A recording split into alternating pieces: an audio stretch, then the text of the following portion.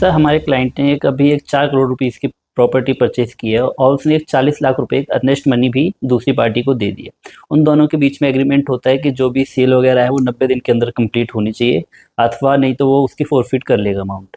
अब सर जो दूसरी पार्टी है उसने खुद एक मेलाफाइड इंटेंशन से कभी एनओसी नहीं देता है उसको, कभी कोई डॉक्यूमेंट्स नहीं देता है, तो जो 90 डेज का टाइम पीरियड है वो एक्सपायर कर लिया है।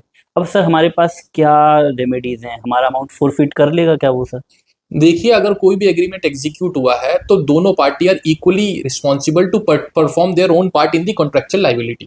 यानी आप ये नहीं कह सकते कि साहब मैं तो अपनी पार्ट परफॉर्म नहीं करूंगा, बट दूसरा जो है वो बाउंड बाय द एग्रीमेंट है in terms of the tenure of the agreement. Both the parties has to perform their own part and they should not be do in a malafide intention.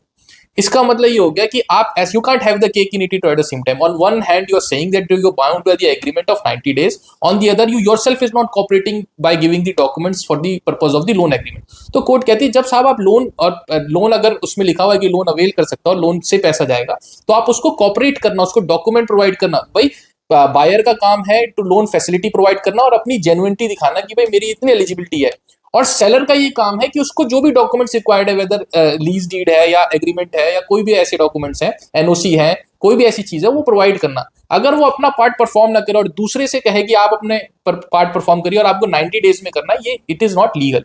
तो both the parties are bound by the terms and conditions of the contract and agreement and has to perform their own part individually. आप दूसरे का burden, अपनी default का burden दूसरे पे नहीं डाल सकते हैं।